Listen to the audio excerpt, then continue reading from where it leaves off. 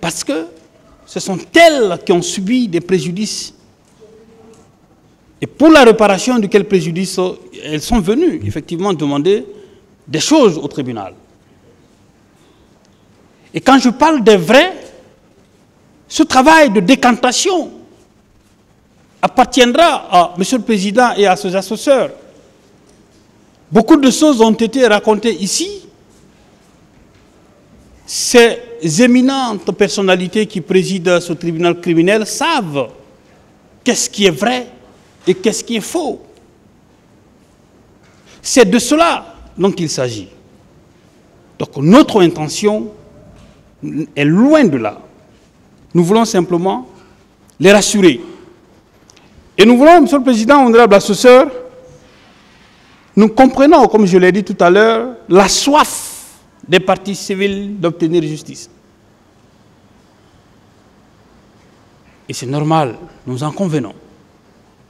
Nous voudrions les rassurer.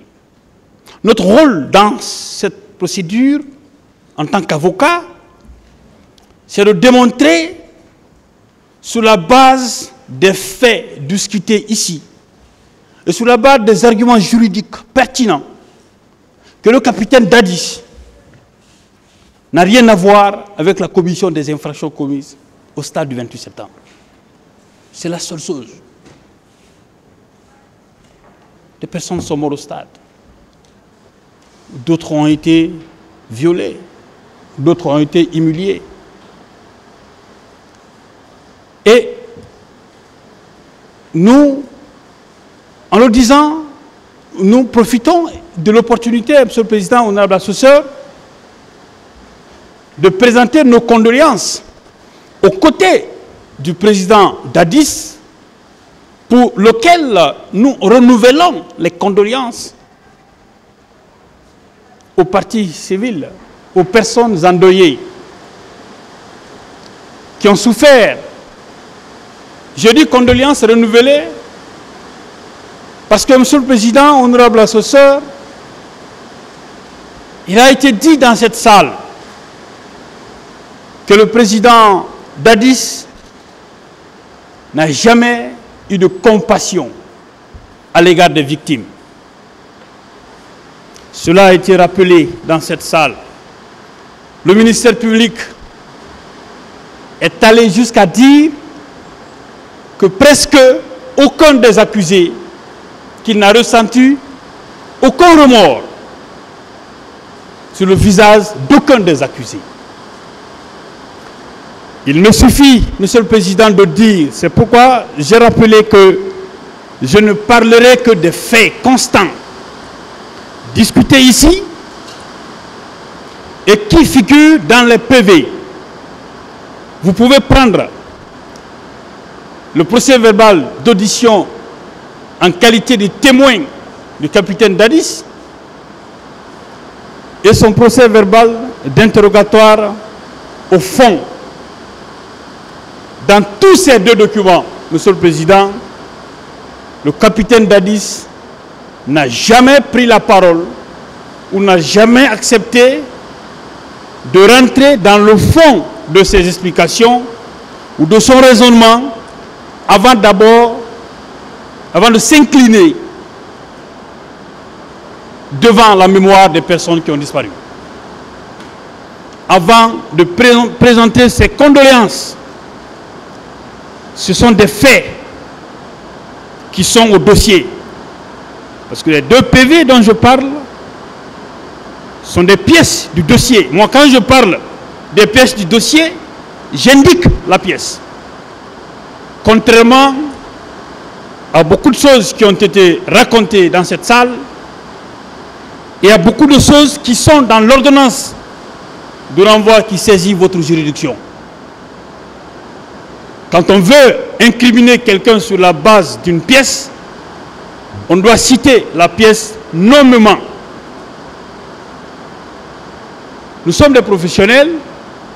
Après ça, chacun peut se faire des opinions par rapport à ces faits-là. Mais quand vous dites des choses qui n'ont jamais été dites, ou quand vous dites simplement il ressort des pièces indiquer laquelle pièce il s'agit, vous êtes dans un exercice qui consiste à induire le tribunal en erreur. Ce n'est pas normal. Donc quand je dis renouveler les condoléances du président Dadis, ce renouvellement, c'est par rapport à cela. C'est parce qu'il en a été dit, il a dit dans son PV d'audition de témoins et dans son PV d'interrogatoire au fond devant les juges d'instruction. Et il a réitéré, Monsieur le Président, honorable assesseur, devant votre auguste tribunal, lorsqu'il a pris la parole pour faire sa déclaration, ou expliquer, ou donner sa part de vérité sur ces faits, sur ces événements.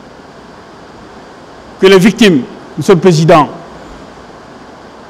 et les vraies parties civiles reçoivent par ma voix les condoléances renouvelées du président Dadis. Qu'il est à leur côté dans ces épreuves-là qu'ils ont subies et qu'il a réitéré d'ailleurs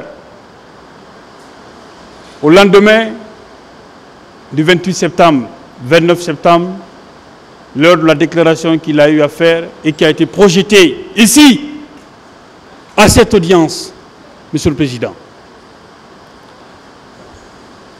Monsieur le Président,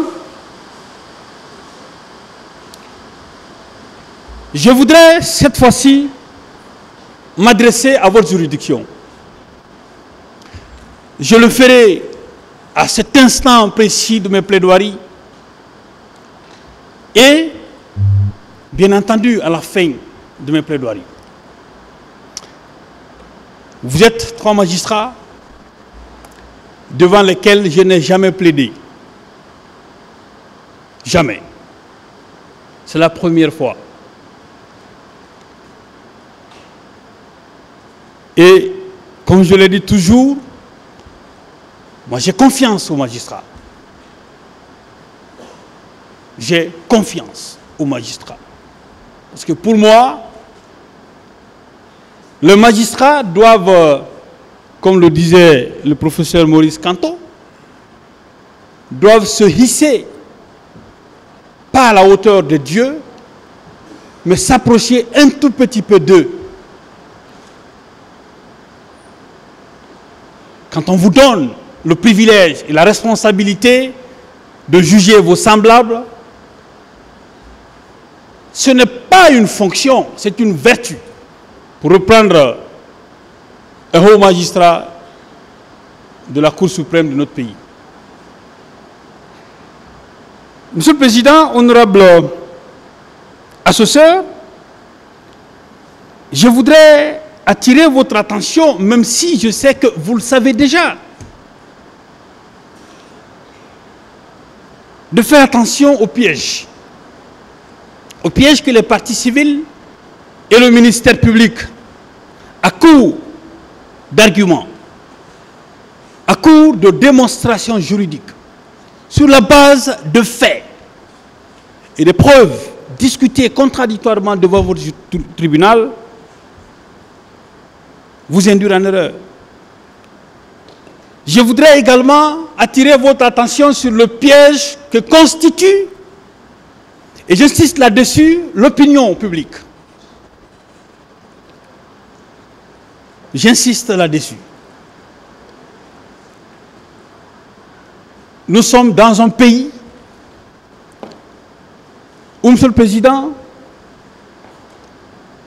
un procès aussi sérieux, aussi solennel, parce que, il faut le reconnaître, c'est ce que je disais tout à l'heure au Parti civil et au ministère public, des Guinéens, nos compatriotes, sont décédés ce jour du 28 septembre. Ce n'est pas un match de football qui se tient dans cette salle.